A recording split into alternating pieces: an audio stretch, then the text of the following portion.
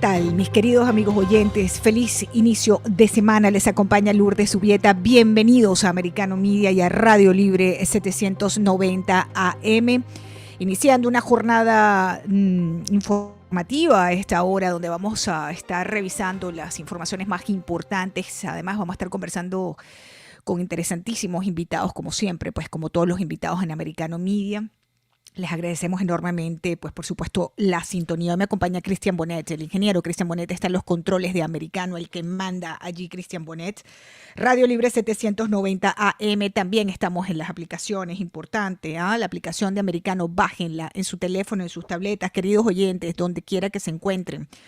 A la hora que ustedes se quieran conectar, allí está Americano 24/7, pues creando contenido. Todo lo que es importante, todo lo que es información es noticia en Americano. Si ustedes tienen Apple, si ustedes tienen Android, ustedes van a bajar la aplicación de Americano allí en sus tabletas, en sus teléfonos, en sus televisores. También, por supuesto, seguirnos en las redes sociales. Lo invito a que nos sigan en Twitter, en Instagram, en Getter, en Facebook. La red social que a usted más le guste, allí está también, pues por supuesto, Americano con todo su contenido que comienza completamente en vivo. Desde bien temprano en la mañana, a las 6 de la mañana ya está Nelson Rubio al aire en Buenos Días Americano. Somos libres, somos americanos. ¿Cómo pasaron el fin de semana, mis queridos amigos oyentes? Espero que ustedes no hayan sido uno de los miles de norteamericanos o viajeros, digamos, del fin de semana largo por Acción de Gracia, que tuvieron que quedarse varados en los aeropuertos de la Unión Americana porque hubo más de 2.500 vuelos con retrasos este fin de semana de Thanksgiving. ¿Por qué pasó esto? Bueno, por el mal tiempo, las fuertes lluvias, los vientos, pues causaron que los principales aeropuertos le pidieran a los pasajeros que llegaran con bastante tiempo, pues sobre todo este domingo, ¿no? Que fue uno de los días del año en lo que se esperaba que más gente viaje a los Estados Unidos luego del fin del feriado por el Día de Acción de Gracias. Ya estamos oficialmente en temporada navideña, la temporada más bonita del año, por supuesto, donde celebramos el nacimiento, no hay que olvidarlo, el nacimiento de Jesús es lo que celebramos. El niño Jesús, el 25 de diciembre, el día de Navidad, la natividad, ¿no? Bueno, este domingo, como les decía, se reportaban casi 3.000 vuelos dentro de Estados Unidos que presentaban retrasos y bueno, pues hubo también cerca de un centenar de vuelos cancelados, típico también de estas jornadas de Acción de Gracias. Y esto, queridos amigos oyentes, como les decía, que en el entorno de un mal tiempo, ¿no? Un mal tiempo que además nos está dando sorpresas interesantes como el volcán Mauna Loa, ese volcán Mauna Loa que está, mis queridos seguidores, en la gran isla de Hawái. Bueno, entró en erupción por primera vez en 40 años. Ha comenzado ese volcán hawaiano en una erupción inesperada. Comenzó el domingo por la noche en la caldera, en la cumbre del volcán, en la Isla Grande, según el Servicio Geológico de los Estados Unidos. Y la lava está siendo importante y lo que viene con todo eso, ¿no? Las cenizas y los flujos de lava en la cumbre, pues ya son visibles en este volcán. De manera, pues, mis queridos amigos oyentes, que siguen ocurriendo estos fenómenos, ¿no? Que hemos tenido una jornada entre huracanes, temblores, deslaves. La naturaleza, pues, pareciera que está tratando de decirnos algo, pero bueno, la información a esta hora es que el volcán activo más grande del mundo ya comenzó a expulsar esas cenizas y otros residuos. El flujo de lava se limita por ahora a la cumbre del volcán. Dicen que no amenaza a poblaciones cercanas. Es el Mauna Loa, allí en la gran isla de Hawái. Pero bien, fuera de esto, atención, queridos oyentes, porque se acerca otro sistema de tormentas que va a poder afectar aproximadamente unas 25 millones de personas en los Estados Unidos. Atención, porque el Centro de Predicciones de Tormentas prevé la llegada de fuertes tornados, de fuertes vientos, de caída de granizo. Y estamos hablando de una área que se extiende desde Texas hasta el sur de Indiana, así que nuestros queridos amigos oyentes conectados en Texas, atención, porque estamos hablando de que este reporte prevé la llegada de fuertes tornados. eh, Preocupante el tema de los tornados, vientos, granizos en el área que se extiende desde el este de Arkansas hasta el noroeste de Mississippi y el oeste de Tennessee. Eso va a estar ocurriendo en las próximas horas, así que atención con sus servicios comunitarios y locales del tiempo, queridos oyentes de Americano. Bien, tuvimos récord también, haciéndole una actualización de noticias a esta hora, tuvimos récord pese al estado de la economía, tuvimos un récord de ventas este Viernes Negro, este Black Friday, a pesar de la inflación. El récord anterior de compra en línea, ¿no?, por Black Friday se produjo en el 2020, cuando muchos consumidores se volcaron a las compras por internet, pero eso era lógico, pues porque estábamos en pandemia, ¿no? Pero este pasado viernes, a pesar de los estragos de la inflación en el bolsillo de todos nosotros, pues las ventas online de Black Friday establecieron un nuevo récord. Solamente el viernes, para que se hagan una idea de lo que se compró, solamente el viernes los consumidores gastaron 9.120 millones de dólares. Eso es un aumento del 2,3% con respecto al año anterior, según el reporte de USA Today. Esta publicación cita un cálculo de Adobe Analytics que rastrea más del 85% de los 100 principales minoristas en líneas del país. Entonces, la conclusión es que este récord, amigos oyentes, se establece en unas condiciones económicas y una inflación que no teníamos en décadas también en los Estados Unidos. Allí está, pues, el resultado de las ventas del Black Friday. Por supuesto, el mundo sigue en llamas, hay protestas importantes, continúan las protestas en Irán, continúan valientemente esas protestas contra el régimen de los ayatolá, pero también surgieron este fin de semana importantes protestas en China.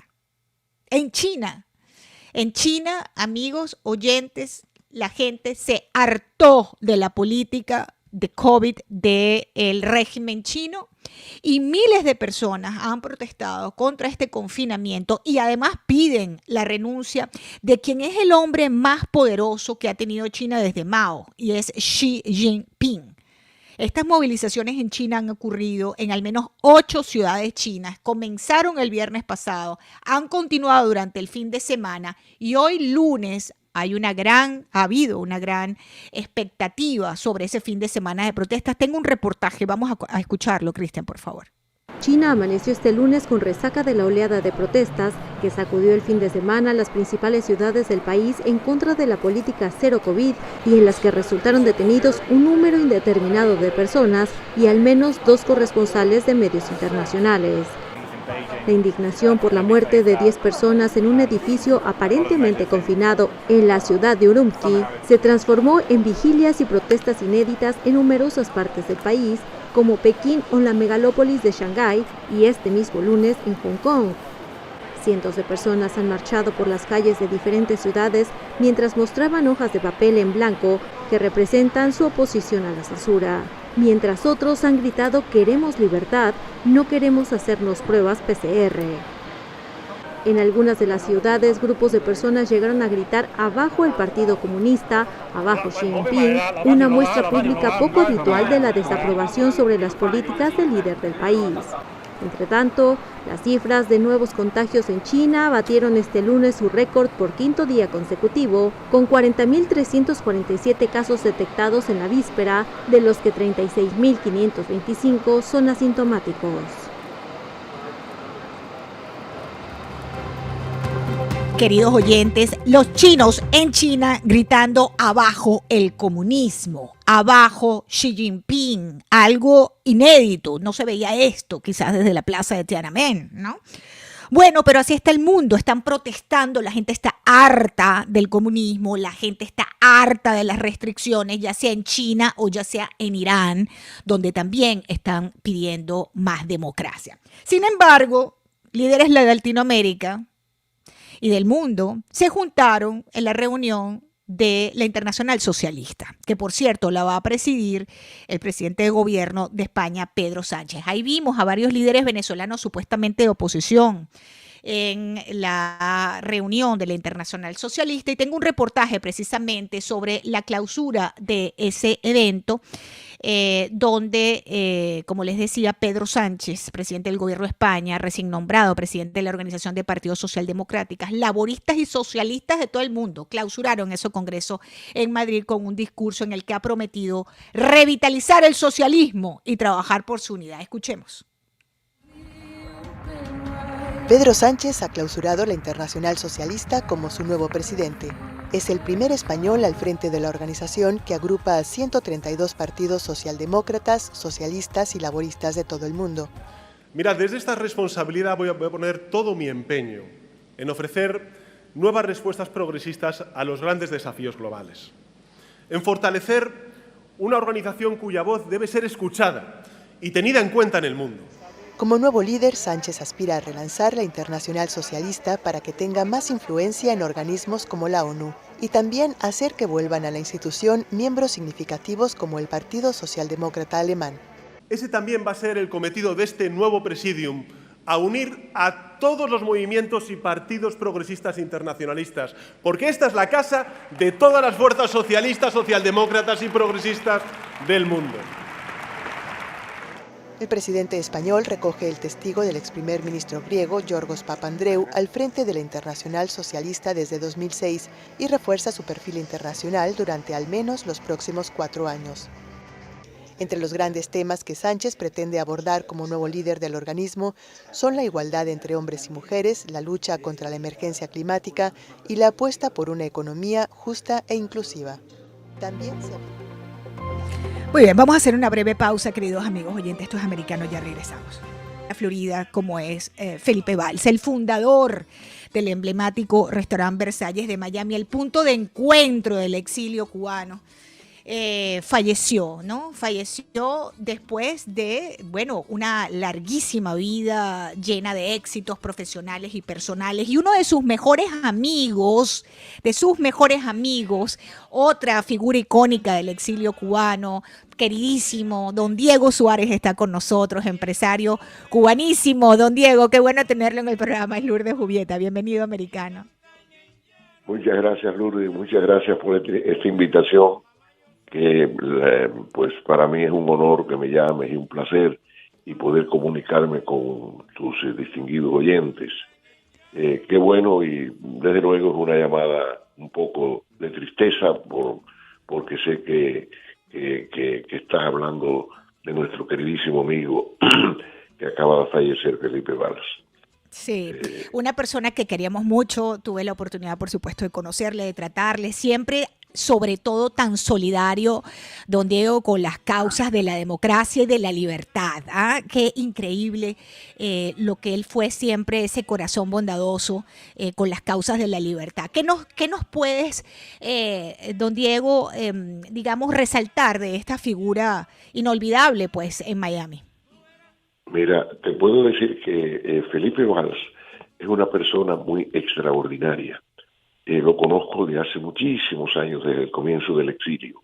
Es un hombre que se hizo a sí mismo y este poder que adquirió no solamente por su personalidad, la gran persona que es, pero sino ese imperio de negocios que estableció con la cuestión de los restaurantes, no solamente Versalles, sino los restaurantes La Carreta y otros muchos restaurantes, Casa Juancho y otros muchos restaurantes también en el aeropuerto. Es un grupo que se llama el Grupo Valls. Pero Felipe fue un individuo no solamente amigo de sus amigos, sino fue un gran cubano. Siempre estuvo al lado de la causa de Cuba y desde que descubrió en Cuba que Fidel Castro había traicionado lo que había ofrecido al pueblo de Cuba de libertad, democracia y la restauración de la Constitución del 40 y las elecciones, de todo aquello que ya todos los cubanos sabemos, pues decidió marchar al exilio porque, como es natural, ya estaba conspirando en contra de Fidel Castro. Aquí en el exilio empezó a trabajar, empezó la ayuda, dejó todo su bienestar en Cuba A él no le habían quitado nada cuando decidió irse al exilio. Y vino para el exilio y comenzó la lucha. Como es natural, primero ordenar la familia, y como es natural, pues empezar a buscar el modus vivendi, como se dice. Pero fue una persona extremadamente generosa. Llegó a tener miles de empleados en la actualidad que le adoraban y todos lo admiraban. Felipe fue un individuo que ayudó a todo aquel que tocó su puerta. Felipe fue una persona tan extraordinaria que estaba preocupado, y puedo decir que inclusive me consta porque yo presencié cuando le enviaba ayudas económicas a los cubanos que llegaban a España. Cubanos que llegaban a España sin un solo centavo. Felipe Valls, de aquí, de Estados Unidos, calladamente, sin decirlo, sin publicarlo, porque esa era la grandeza que tenía él. Ayudaba, pero no hacía gala de eso. Al contrario, lo que hacía la mano derecha. ¿Sabe, don Diego, que eso que está diciendo soy testigo de eso, porque en una transmisión que yo hice para ayuda a los venezolanos, me llegó una persona de la nada a la radio donde yo trabajaba en ese momento, con un cheque por una suma importante de parte de Felipe Valls para ayudar a la causa de Venezuela. A mí nunca se me va a olvidar ese detalle que él tuvo conmigo.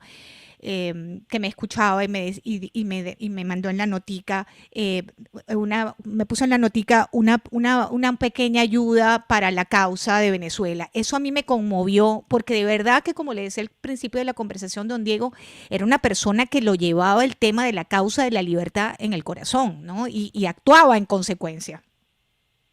Así era Felipe, Lourdes, y yo tuve el privilegio, éramos muy amigos, él, su esposa, la mía, y nosotros pues también pues socialmente compartíamos mucho. Tuve muchas oportunidades de esperar años con él, que lo esperábamos juntos, cenábamos juntos en la casa Juancho, una comida excelente. En fin, él era extremadamente amistoso con sus amigos, o sea, sé que él rendía gala a la amistad, rendía honor a la amistad. Y tenía mucha gente que lo admiraba y lo quería. Y Felipe, en la causa de Cuba, primero, cuando estábamos en la lucha armada en la década del 60 con Comando Geles y toda aquella gente que él estaba empezando, que no tenía todavía los recursos económicos, ya estaba ayudando. Después, cuando fue adquiriendo y aumentando su negocio, pues siempre estuvo al lado. Luego después, en la Fundación Nacional Cubano-Americana, siempre fue un contribuidor. Además de eso, fue un individuo que ayudó mucho a las artes, ayudó mucho a la gente de teatro, en fin, a los periodistas. O sea, sé que Felipe Valls ayudaba a todo aquel que le tocaba la puerta, y otros que no le tocaba la puerta, él iba y le tocaba la puerta a los otros para ayudarlos. Don Diego, ¿cuál es el legado? ¿Cuál es el legado de Felipe Valls? Aquí hay muchas cosas que pudiéramos rescatar de lo que sería su legado, pero en su opinión, usted que fue su amigo por tantos años, la lucha patriótica también, tantos años juntos, ¿cuál es el legado, don Diego? Yo creo que el legado era el ejemplo de un cubano que representó la Cuba eterna, un cubano que supo demostrar al mundo, y aquí, en Estados Unidos, que siempre tenía una influencia formidable con todas las autoridades y todos los gobiernos de los dos partidos, porque él era muy comunicativo cuando le llegaba ese momento. Y el legado es de que es un ejemplo para las generaciones futuras y para que Cuba dio cubanos de la calidad de Felipe Valls, que sirvieron al prójimo y siempre fueron repartiendo riqueza con los demás. El legado es que ese ejemplo quedará en la memoria de todos los cubanos. Que descanse en paz nuestro querido amigo Felipe Valls. Así es, don Diego, le agradezco mucho estos minutos. Yo sé que usted está afectado por la noticia, le agradezco que me haya atendido. Usted es otra de esas figuras icónicas también que queremos y respetamos, pues por supuesto aquí en el sur de la Florida, en Miami, del exilio cubano. Muy parecido al caso de Felipe Valls, don Diego, hay que decirlo. Usted siempre es generoso y amable. hay una diferencia. Yo soy 7 años mayor que Felipe. Imagínese. Yo acabo de cumplir ahora el 11 de noviembre, lo digo públicamente, 96 años. Él tenía 89. Bueno, Dios le Siempre bendiga, porque sí, Felipe, Dios le bendiga esa claridad y esa salud, don Diego. Después otro día nos cuenta cuál es el secreto para llegar a los 96 años en ese estado y además reuniéndonos en las peñas una vez al año, una vez al mes. Bueno, formidable. Bueno, gracias, encantado. don Diego Suárez. Un gran abrazo para usted, don Diego. Gracias. Gracias. Bien, amigos oyentes, Diego Suárez, una figura también emblemática, pues por supuesto, aquí en el sur de la Florida, otro gran patriota cubano-americano, fue parte también de la Fundación Cubano-Americana, gran amigo, gran cubano y muy, muy amigo de Felipe Valls, ese grupo pues, de cubanos del exilio que llaman Instrumento del Tesoro, refleja la política de largo plazo de Estados Unidos de proporcionar un alivio de sanciones específico a Venezuela basado en pasos concretos, según el Departamento de Estado, que rebajen el sufrimiento del pueblo venezolano y apoyen la restauración de la democracia. Muy amplio este comunicado del Departamento del Tesoro. Esa fue la explicación dada al momento que autorizó a Chevron reanudar esas operaciones, esas licencias para poder extraer petróleo de Venezuela, ¿no? El hecho es, queridos amigos oyentes, que este fin de semana, como ustedes saben, porque escuchan americano, el gobierno de Maduro y la oposición venezolana alcanzaron un acuerdo parcial en México para reforzar algunos servicios básicos. Es un pacto que, hasta donde entiendo, ya vamos a darle la bienvenida a nuestro invitado de la tarde de hoy, pues permite el uso de recursos congelados en el exterior para mejorar sectores como la salud, la educación, la infraestructura, entre otros aspectos básicos de los venezolanos, y el dinero va a ser administrado por las agencias de la ONU y no por el gobierno de Nicolás Maduro. Le quiero dar la bienvenida al diputado Luis Florido. Él es el coordinador internacional de la Plataforma de la Unidad Democrática que reúne a los partidos de oposición de Venezuela. Bienvenido, Luis, qué bueno tenerte en el programa. Te saluda Lourdes Jubieta. Un gran saludo, Lourdes, y saludo a todos los que nos están escuchando a través de tu programa.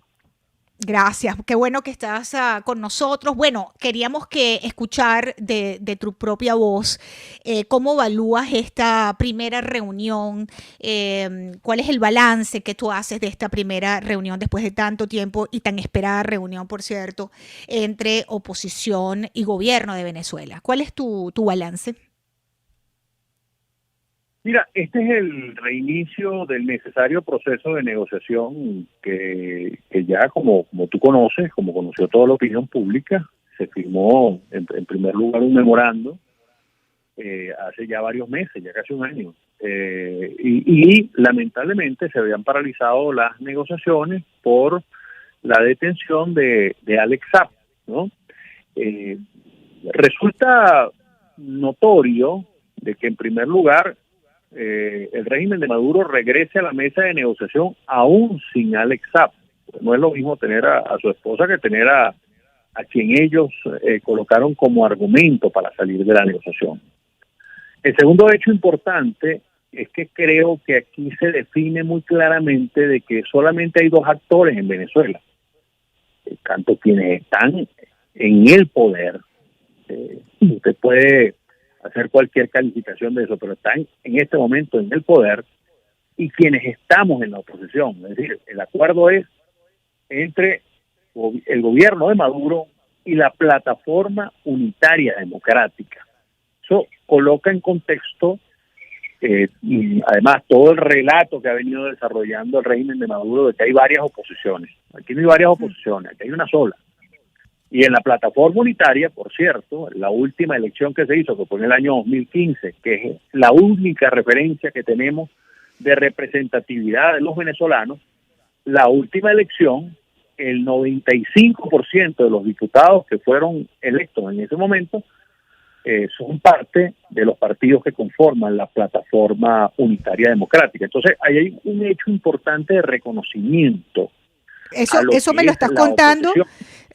Luis, eso me lo estás diciendo precisamente para responder a los que se están preguntando qué legitimidad tiene la Plataforma Unitaria Democrática para hablar en nombre de todos los venezolanos, para negociar algo con el gobierno de Maduro. No, y porque el gobierno también, Lourdes, el gobierno es un jugador importante. La gente quizás no comprende la dimensión del bloqueo comunicacional que hay en Venezuela. Pero acá hay lo que en su momento denominó Andrés Izarra como la hegemonía comunicacional del régimen, una hegemonía total. Y es muy difícil comunicar una posición distinta. El régimen juega con sus redes sociales, con sus actores e incluso con la oposición que ellos han cooptado para tratar de sembrar sombras de dudas sobre quienes fuimos electos en el año 2015 y que no fuimos al proceso ni el año 2018 ni el año 2020 porque las condiciones sencillamente no estaban dadas. Maduro no se prestó a la democracia en ese momento y es el trabajo en el que estamos de recuperar la democracia, que no ha sido sencillo, que no ha sido fácil. Por supuesto, hay mucha frustración de la gente que comprendemos porque no hemos logrado el objetivo, pero creo que este proceso y que comience el proceso en México es una buena noticia para los venezolanos. No es el final del proceso, apenas se firmó un acuerdo en el tema social que es tan urgente, en un país que tiene más de 80% de pobreza, en un país que su Producto Interno Bruto también redujo más de un 80%, en un país donde los niños están creciendo desnutridos, donde tenemos casi una generación completa perdida precisamente por la influencia de este régimen que hizo que más de 7 millones de venezolanos salieran de nuestras fronteras. O sea, nosotros tenemos un país empobrecido y la única manera que un país tiene que salir de la pobreza es hablando entre sí. Pues, si un país no habla entre sí puede ocurrir situaciones de confrontación total que nos llevan a la situación en la que está Venezuela hoy, que por supuesto ha sido sembrada, instigada y promovida por el régimen de Nicolás Maduro. Ahora, Luis Florido, estoy escuchándote hablar y tú le dices régimen. Entonces, se está sentando la Plataforma Unitaria Democrática con el régimen de Maduro. ¿Por qué le dicen régimen y no gobierno? ¿Por qué sigues diciéndole régimen? Bueno, porque sigue siendo un régimen. Sencillamente ellos no cambian la caracterización que se hace de ellos. Ellos siguen siendo un régimen, ellos no tienen el reconocimiento de parte nuestra como un gobierno legítimamente electo. En todo caso, lo que hay en este momento es el asumir las realidades, que ellos están en este momento en Miraflores, pero no porque se lo hayan ganado a través del voto popular. Y yo creo que nosotros tenemos que tener muy claro a quién confrontamos. Mientras tengamos claro a quién confrontamos, la negociación se puede hacer con mucha mayor claridad y sobre todo usted puede saber qué espera de la otra parte. Yo lo he dicho en varias reuniones, sobre todo las privadas, Lourdes. Yo estuve en el proceso de negociación de República Dominicana y estuve cerca de los demás procesos de negociación. Este no he estado tan cerca como los otros. Pero hay dos características que tiene el régimen de Maduro y sus negociadores. Uno es la ética revolucionaria que sí tienen, que sí es cierto que tienen su épica, independientemente de que tengan los bolsillos llenos, porque yo no conozco revolucionarios limpios, pero tienen la ética revolucionaria. Y el segundo elemento es el orgullo exacerbado que raya en soberbia, prepotencia, que evidentemente a través del orgullo ellos desarrollan, y muchos de los momentos de las negociaciones se han paralizado por eventos que sencillamente han ocasionado que ese orgullo exacerbado se haga ver después en muchos de los resultados. Y por eso usted tiene que tener muy claro con quién está hablando. Algunos dicen, bueno, usted no puede hablar con un régimen con estas características. Es que con los amigos no se habla. Con los amigos usted va para fiesta, usted disfruta, usted se toma un traguito, usted va a una comida. Y es parte de la política, ¿no, Luis? Parte de la política es esa. Ser política es poderte sentar con el diablo mismo. O sea, usted tiene que hablar con el adversario que le ha quitado derecho a los venezolanos. Como tú sabes, Laura, yo estuve más de un año en el exilio. Aquí varios han estado presos. Es decir, pero la negociación tiene que ser un proceso constante. Y para que Venezuela pueda salir del nivel de pobreza que llegó, Venezuela es un país que que superaba en 300.000 millones de dólares el Producto Interno Bruto, y que el Producto Interno Bruto ha llegado a estar por debajo de 40.000 millones. Es decir, Maduro acabó con la economía venezolana y volvió a un pueblo que, si bien no era rico, era un pueblo con una clase media muy fuerte. Bueno, ahorita toda la clase media está empobrecida. Entonces, por eso yo digo que la negociación constante, el diálogo constante, es una forma también de salir de la pobreza, de superarla. Pero, como dicen muchos, y ahí yo en eso coincido, también tiene que ser un diálogo, tiene que ser una negociación que produzca resultados como tal. Y Correcto. los resultados tienen que ser concretos y tangibles. Y yo creo que el principal resultado que nosotros estamos buscando es lo que establece la Carta Democrática Interamericana de la OEA, que es el derecho que tienen los ciudadanos que son parte de la OEA a disputar el poder. Y creo que es el Permíteme hacer una breve pausa, porque hacia allá voy, precisamente. Algo que tiene en medio de todo este proceso que está ocurriendo, algo donde los venezolanos están mayoritariamente preocupados, es, avanzamos en este proceso de negociación, de conversaciones, pero la salida política, ¿cómo vamos a hacer con la cuestión política, la cuestión electoral? Hacemos una breve pausa, regresamos con el diputado Luis Florido. En la 790 AM de Radio Libre. Bueno, el gobierno de Nicolás Maduro y la oposición venezolana este pasado sábado reanudaron en México las negociaciones tras 15 meses de interrupción y allí confirmaron un acuerdo parcial entre las partes, entre oposición y gobierno, para la protección social de los venezolanos. Ese pacto constituye una mesa nacional de atención social y establecen un fondo fiduciario para apoyar las medidas de protección social que será administrado por agencias de la ONU en Venezuela y un mecanismo de seguimiento, de verificación. Hasta allí es donde estamos. Pero ¿qué sucede? La mayoría de los venezolanos están pendientes del tema de las condiciones para un proceso electoral. En Venezuela se va a un proceso electoral en el año 2024 si el gobierno no decide adelantar esas elecciones. Y la gran preocupación es la confianza en que ese acuerdo parcial alcanzado entre el gobierno y la oposición efectivamente va a lograr mejores condiciones electorales. Me acompaña el diputado Luis Florido desde Venezuela. Él es el coordinador internacional de esta plataforma unitaria democrática que está negociando y que reúne a los partidos de oposición de Venezuela. Diputado Luis Florido, la pregunta del $1.000.000. A ver, ¿tiene usted confianza en que eso se logre, unas mejores condiciones electorales? No puedo tener confianza como te dije, recordemos con el régimen que estamos tratando. Pero tenemos que no solo hacer el esfuerzo, sino intentarlo y buscar que tengamos las mejores condiciones posibles. Lo hemos dicho, nosotros estamos transitando un camino de cara a las elecciones de 2024. A quienes no les gustan las elecciones, solo les digo que en los momentos en que hemos sido más fuertes, comunidad democrática, han sido en los momentos electorales. La agenda dura de máxima presión no es la que nos ha funcionado. La que ha funcionado mucho más ha sido la electoral. Ergo, las elecciones de 2010 y la de 2015 de Asamblea Nacional, donde tuvimos un crecimiento importante como oposición, por supuesto. Sabemos toda la adversidad que existe, pero precisamente para eso el proceso de negociación está reiniciándose, ¿no? Yo creo que muy pocos le apostaban en que se reiniciara el proceso de negociación y está ocurriendo.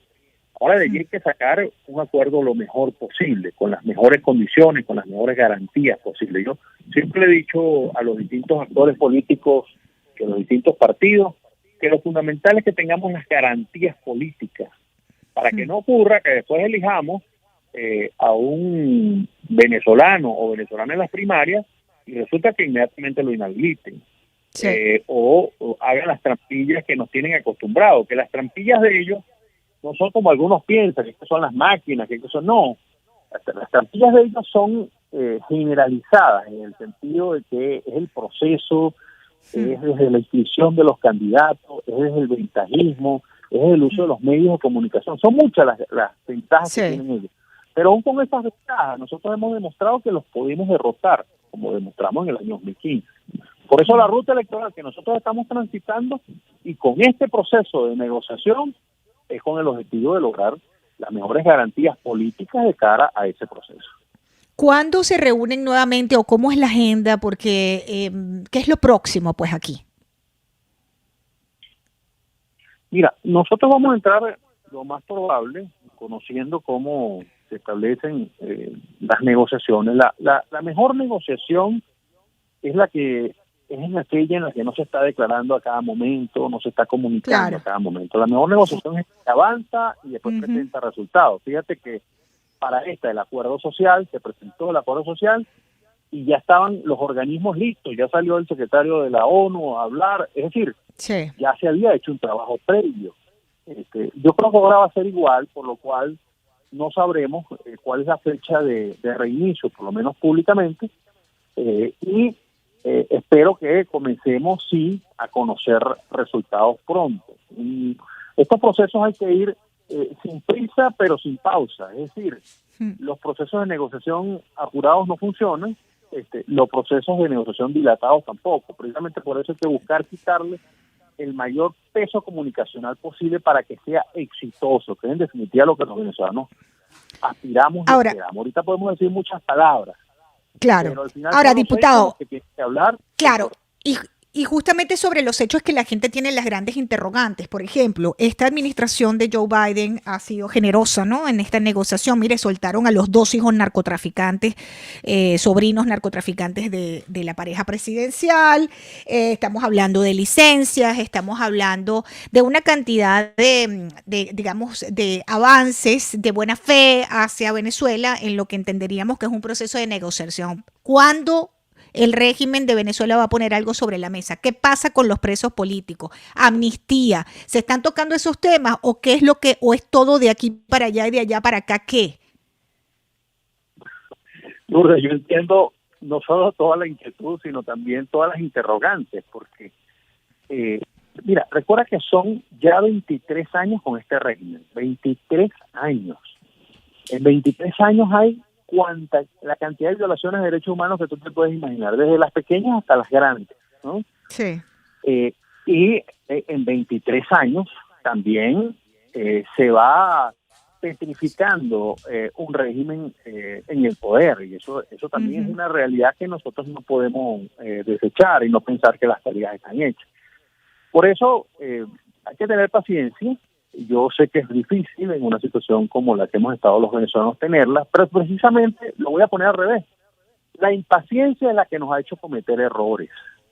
La impaciencia nos llevó a cometer errores en el 2014, la impaciencia nos ha llevado a cometer errores en otros momentos históricos, la impaciencia con una agenda solamente de que todas las opciones estaban en la mesa y resulta que no había ninguna opción en la mesa, es la que nos ha llevado a una situación más compleja, porque cuando esas cosas no dan resultado, la gente se frustra.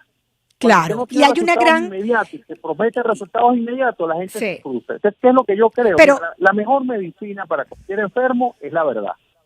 Creo que a la gente hay que hablarle con la verdad. Pero diputado, no, la oposición... Pero la oposición no ha hablado con mucha verdad. También tenemos sonados casos de corrupción dentro de la oposición que ha minado la credibilidad de los venezolanos frente a los partidos políticos de oposición. Están sumamente desprestigiados una serie de figuras que antes eran muy reconocidas de la oposición democrática venezolana. Eso es una gran vergüenza también para los venezolanos. O cómo usted ve esos escándalos y todas esas situaciones que además al final del día han debilitado al venezolano frente a la oposición, que no quieren participar. ¿Cómo van a motivar a esa gente nuevamente? Mira, yo sobre eso sí quiero decirte de que evidentemente de que aquí no todo el mundo son moneditas de oro. Aquí también hay, pues, por supuesto, en todas las oposiciones del mundo, en todas partes hay gente que también es pícara, hay gente que también trata de aprovecharse de las situaciones, pero no toda la bulla que dicen las redes sociales es la verdad.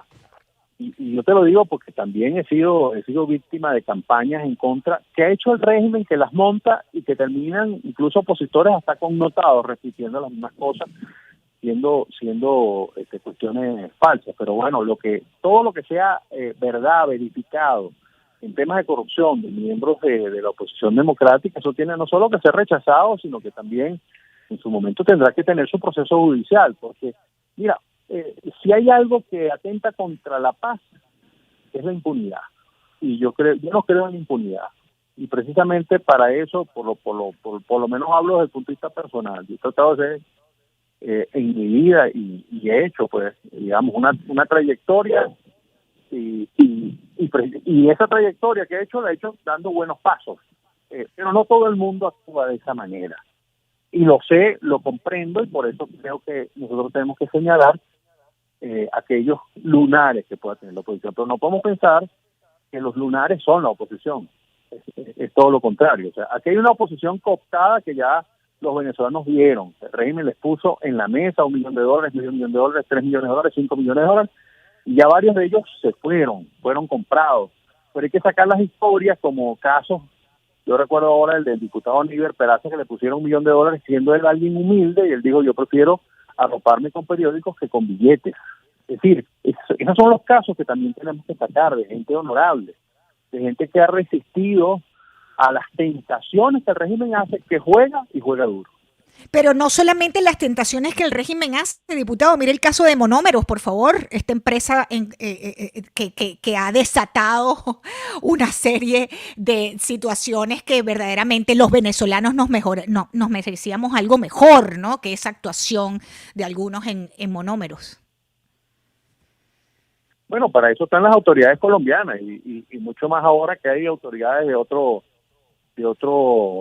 color político, así que están también obligados a investigar. Yo soy de la opinión que ahí se investigue todo lo que se tenga que investigar. Que haya justicia. Y que se sancione a quien se tenga que sancionar, porque también a uno, yo digo que a todos en la oposición nos hace daño cuando hay cualquier escándalo, porque entonces dicen todos en la oposición y no es así.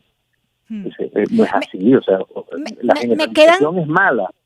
Diputado, me quedan 30 segundos. Yo quisiera parafrasearle lo siguiente, como parafraseando a alguien importante. Estamos mal, pero vamos bien, digamos, en este proceso. Estamos avanzando hacia dónde, o sea, estamos mejor que antes. Yo creo que nunca Teodoro Petov ha estado más vigente que en este momento, porque es un momento complejo de la política. Es un momento que requiere de parte nuestra, yo les pido a los venezolanos, más que el voto de confianza, por lo menos que esperen antes de disparar. Muy bien. Diputado Luis Florido, le agradezco muchísimo haberme acompañado. Por supuesto, estas conversaciones van a seguir porque este proceso apenas comienza. Gracias, Cristian Bonet. Feliz tarde, queridos amigos.